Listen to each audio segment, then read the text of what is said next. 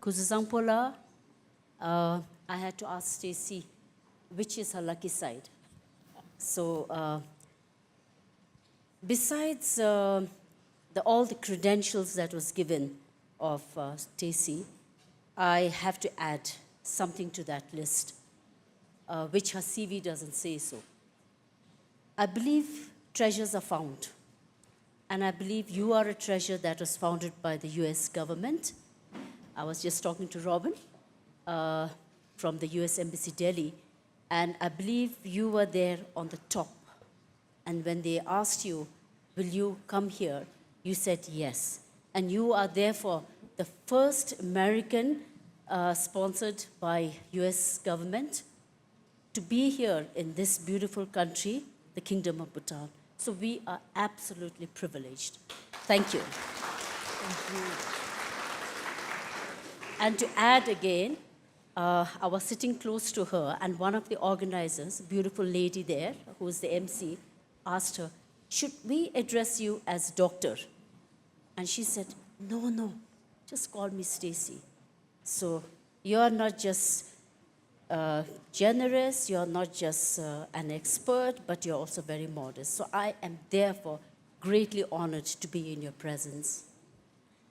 And to all the delightful audience, I hope I will do justice to this talk, a conversation I'm going to have with this incredible lady in front of me, whom I met 2 days ago. Yes. So I want to ask you, Stacey, how do you feel in this land? We call it the land of happiness, besides being jet lag, I suppose. Well, I think I've overcome my jet lag after a few magical days here in Bhutan, and I just want to thank Her Majesty, the directors and producer of Bhutan Echoes, and you, Dorji. It's wonderful to know you. Talk about a treasure. I feel like I've met a real jewel in meeting you. I think it's really been exciting. I've wanted to come to Bhutan for many, many years. I have a friend in the audience, Linda Lemming, who we share a literary agent, and so she's long told me stories about the rich craft traditions here. So it's been really fun to be on the ground, and the first thing that I've noticed is the strength of the women here in Bhutan, and that has really impressed me. Thank you very much, because we have inspiration leaders, of course, Her Majesty. In fact, all their majesties have been incredible women leaders, and I'm so privileged that I work in one of the Queen Mother's organization, the Bhutan Youth Development Fund.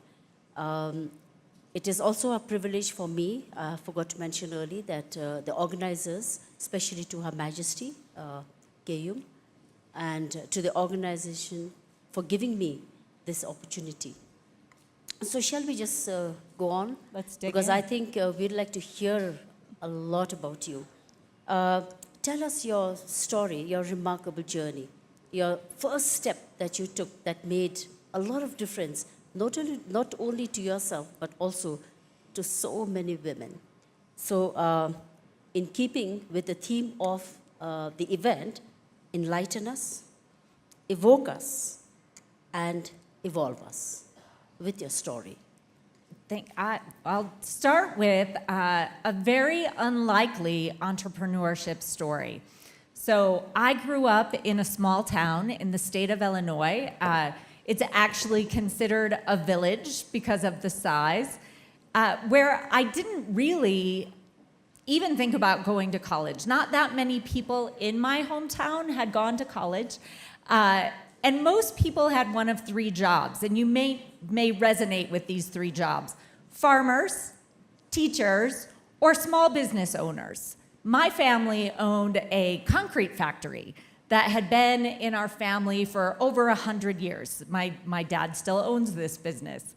When I got the opportunity to go to university, I felt like it really opened things up for me, opened up my world. And I took a class. I went as a journalism major. I've always liked to write. But I took a class in social work. And that is where my heart really went. I really saw this opportunity to help people. So when I started my company, I was a social worker, and I didn't actually plan to start a company. I got married, I was working in child welfare, I was working in education, and my mother-in-law was invited to be on a board of the United Nations World Food Program. My father-in-law had been a politician, and when they left office, they got to travel with the UN. And there was always a women's enterprise project, making some sort of wonderful scarf or jewelry or basket that my mother-in-law would bring home for me and my sister-in-law. And all I could think about was, these women are so talented, but they don't have a market. I know so many women who would love these products. I didn't really think of it as a business idea. I thought of it as a social work idea, right? Advocacy. How can I advocate for these super talented craftswomen that my mother-in-law had met?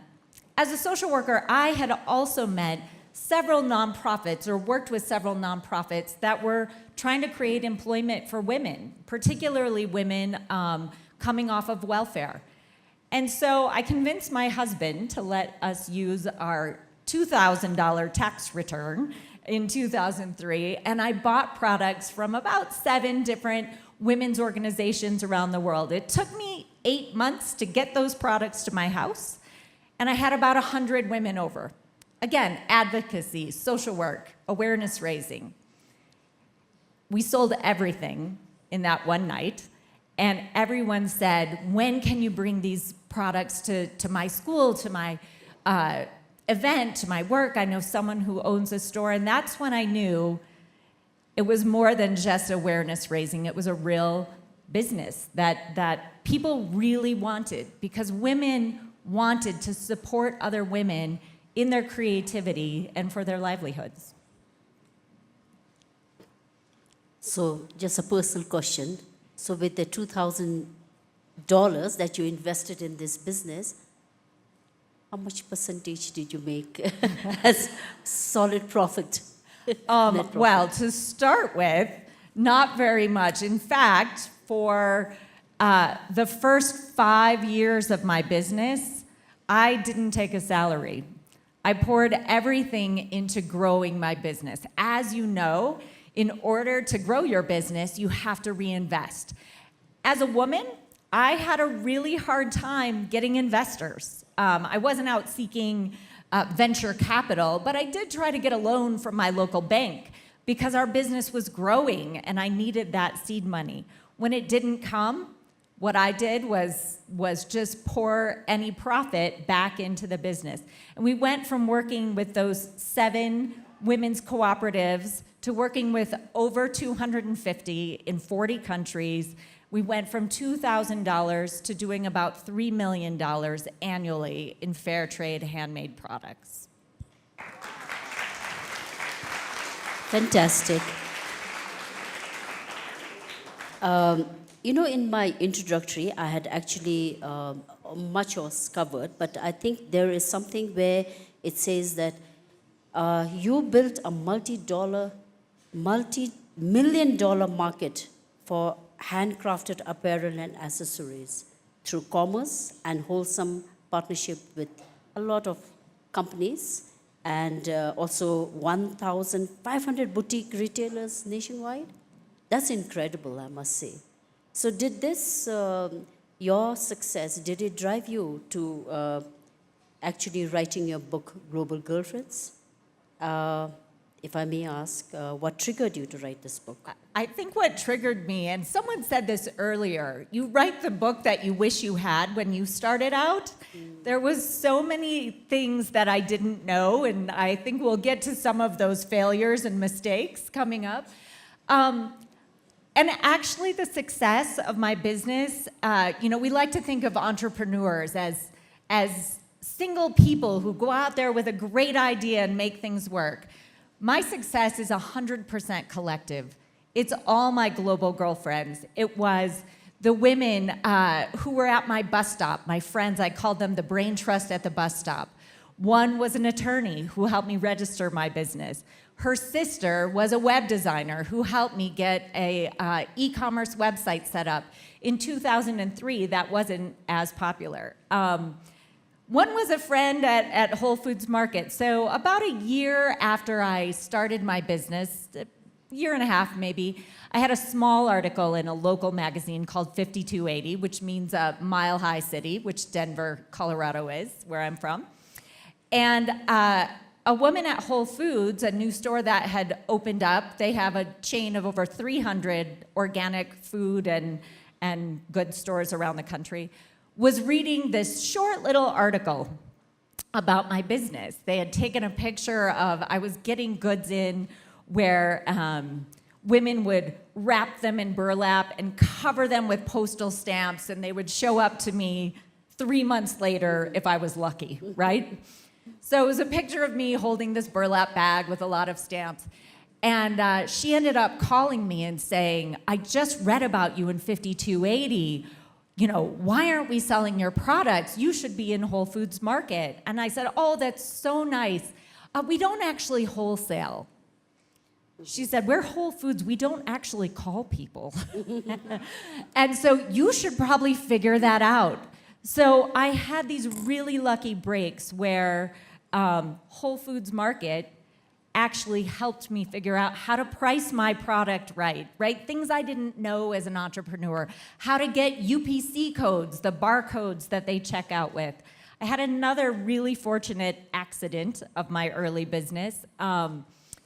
Even before that happened, my best girlfriend worked at InStyle magazine, which was a fashion brand in New York City. And about a year after I started the business, I had sent her a beautiful bracelet made from Nepal, just as a gift. She's not a very causey person. She didn't really get what I was doing, but she really liked the bracelet, so she wore it to work. And one of the editors at InStyle said, where did you get that? That's really special, really different. And so they put it in the magazine in the 10th anniversary edition of InStyle. And they called me up and said, what's your website? I didn't have a website. What's your phone number? I didn't have a phone number. So I went and got my first cell phone, flip phone, and my friend at the bus stop created a website within about 2 weeks so that we were able to tell InStyle and get that bracelet launched. You know, in Bhutan, we have a section of young people, women who are like you, who will go forward, take risks, and though hell should bar the way, they will go all the way. There is also another section of women, I would say not just women, even men for that matter. When you have an idea, you want to start a business, we go and consult a lama, an astrology, and we say, do you think my business will be prosperous? And if the lama says, no, I don't think so, the elements are in agreement, then you give up on that purpose. So those who are sitting here, young entrepreneurs with great ideas in mind, pick the cue from Stacey. Go for it. You know, listening to you, you talk about 250 women. Not just women, you talk about 250 enterprise. Wow. How do you manage it? How do you do that? For us, even managing 10 women is quite a handful.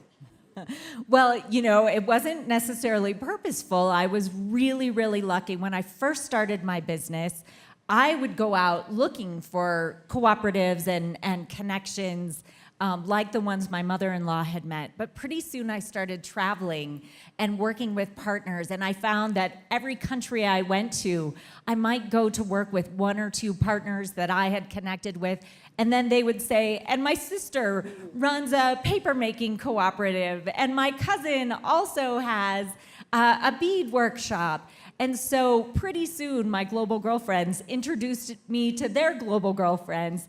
And as our market grew at Whole Foods, in Target, online, direct to consumer, we were able to take on the products of so many more women and help them find a market.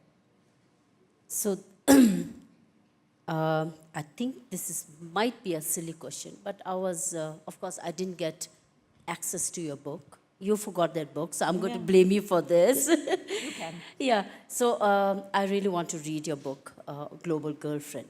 Girlfriend, is it? Girlfriends. Girlfriends. Okay.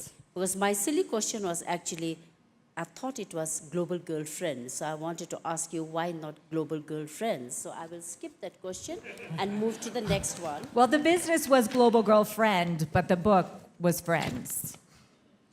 So now your present job, you are the executive director of the International Folk Art Market, which we have heard about, and we really wanted to participate there. Unfortunately, resources were limited. I work for a non-profit, by the way, so we always talk about limitation in our resources. However, since you are here in person, tell us about your, I believe you were celebrating 20 years this year, this Yes. June, Yes. July? Yes. Just 2 weeks ago, 2 weeks we ago. had our 20th anniversary festival. Tell us about this.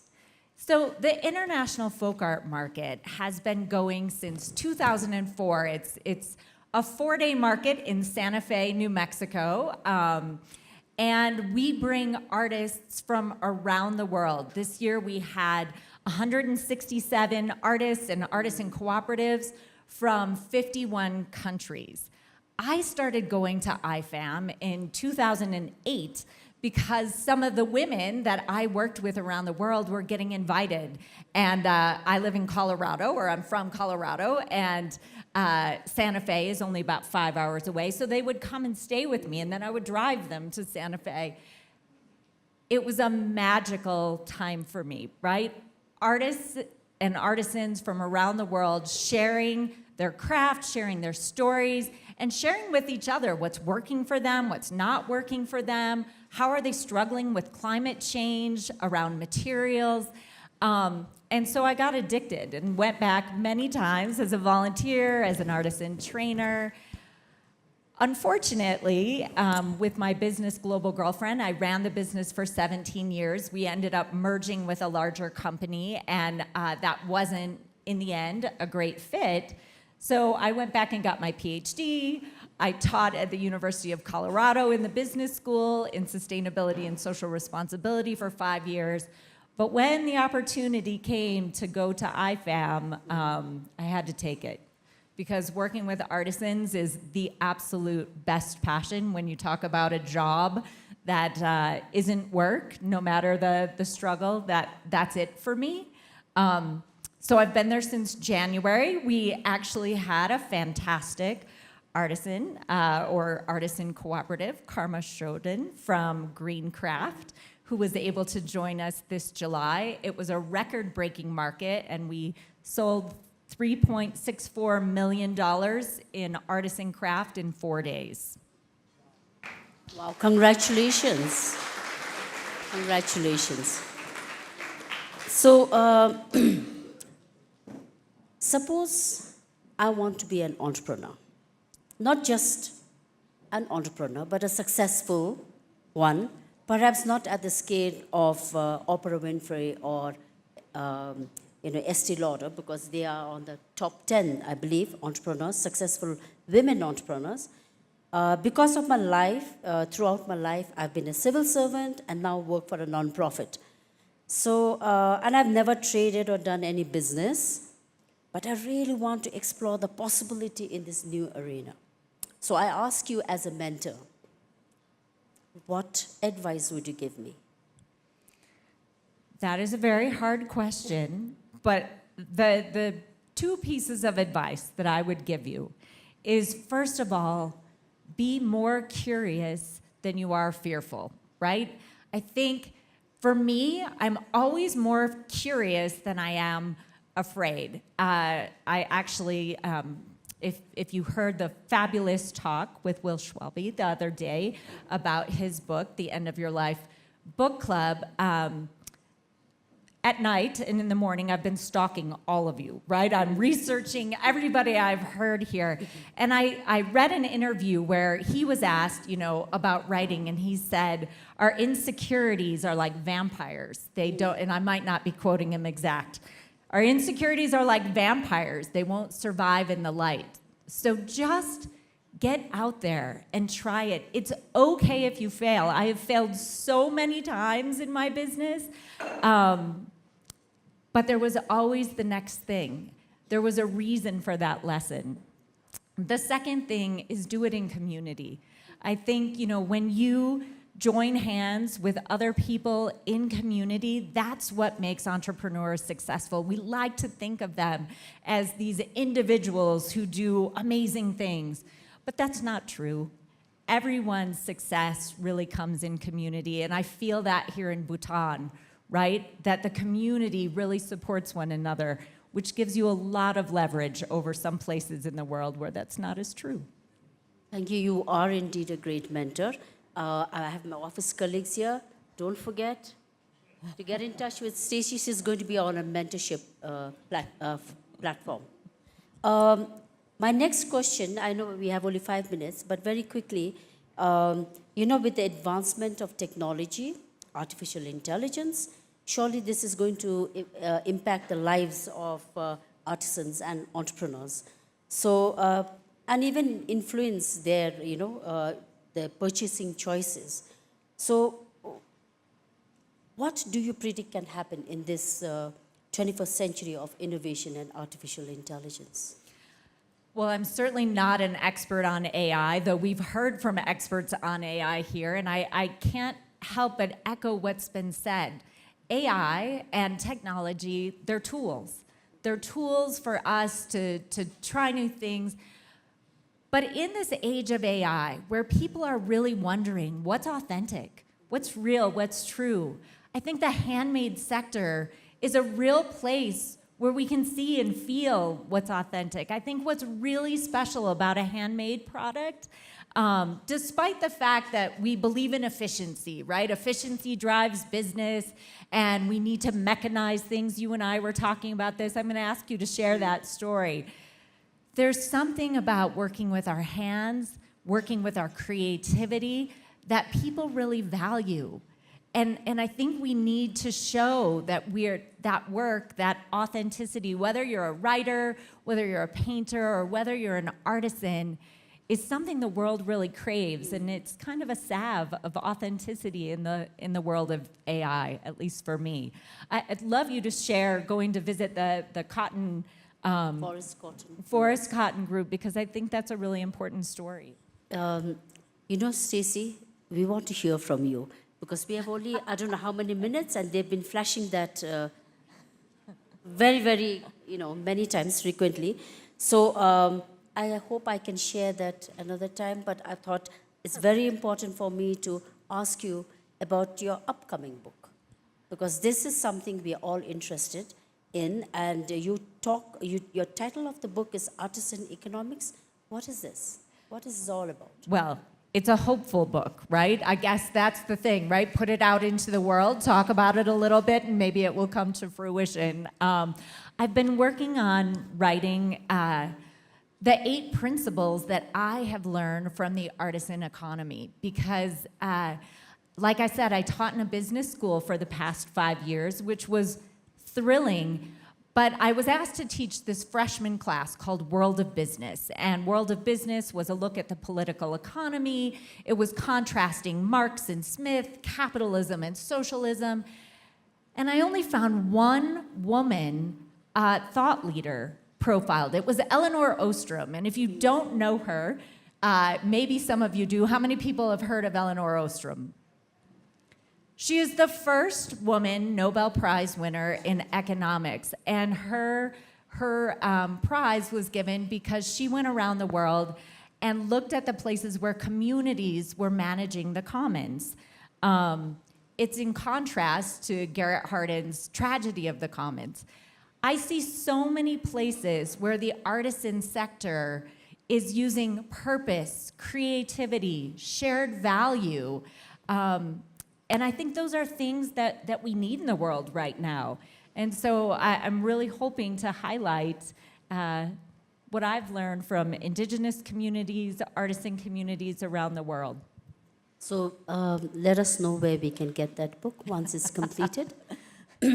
So we thank you very much. I'm sure your book will inspire entrepreneurs and also influence the policymakers and consumers to rethink their approach to economics and contribute to a more sustainable future.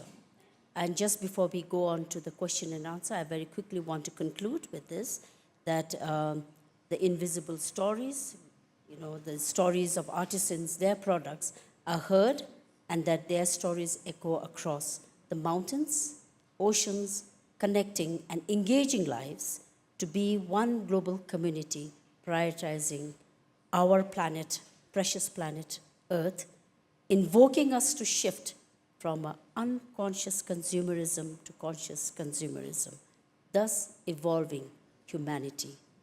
That I conclude with that thought, and I'm sure your book will shed a lot of light towards this shift. And we will now go on to the question and answers. Question and answers. May I just remind the audience, please keep your questions just one. No second questions. Let's be fair. Thank you, and thanks again, Stacey. Always inspiring to hear you, and I also will wait to get my hands on the book. My name is Rakhi. I'm here as a researcher on entrepreneurship, currently with DGI in Pangbisa. So, Stacey, my question for you, and you probably hinted at this, is you walked into entrepreneurship. It wasn't in the plans. It was in social work. I had a similar journey, and now I'm an educator. Do you think entrepreneurship can be taught? I think that's an amazing question. And sort of like we were talking about AI as a tool and technology as a tool, entrepreneurship has many tools, and they can be taught. And then you have to try them. It's kind of like riding a bike, right? You can have a bike in front of you, but it's just a bike. You're not biking. So you can get the tools, but you have to put the ing in a thing, right? You have to put the action into the tool. And so, yes, entrepreneurship tools can be taught, just like creative tools can be taught. One of my favorite museums in the world is the Picasso Museum in Barcelona, because when you walk through it, it starts with Picasso having to learn everything in a very traditional way, right? It's very classic style. And when you get to the end, you see Picasso as a person. Same with entrepreneurs. Keep trying. Learn the tools, try them out, and learn from any failures you have. Do we have time for more questions? I don't see the cards being flashed now. We have a lot of time or no time? One more. So one lucky person can do us the honor. Okay, I can see a student there. It's all yours.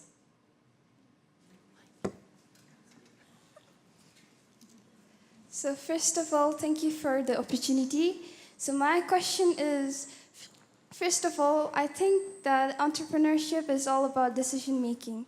So my question is, when you reflect back on your journey, is there any moment where you could have made a better decision which might have had a different outcome?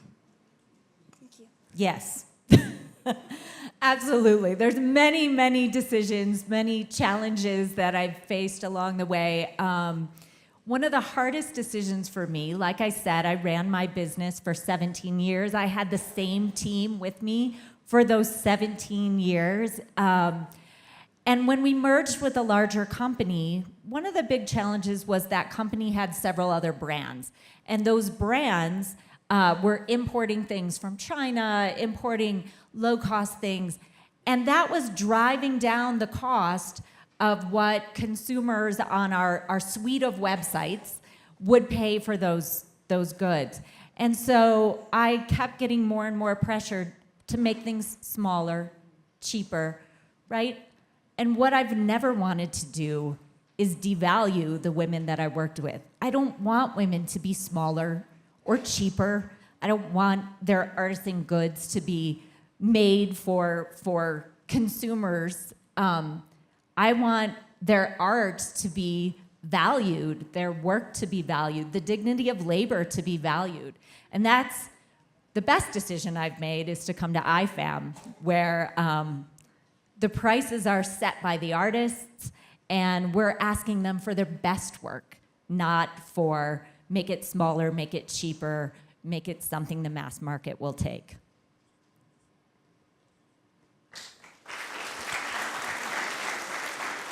Thank you, Stacey.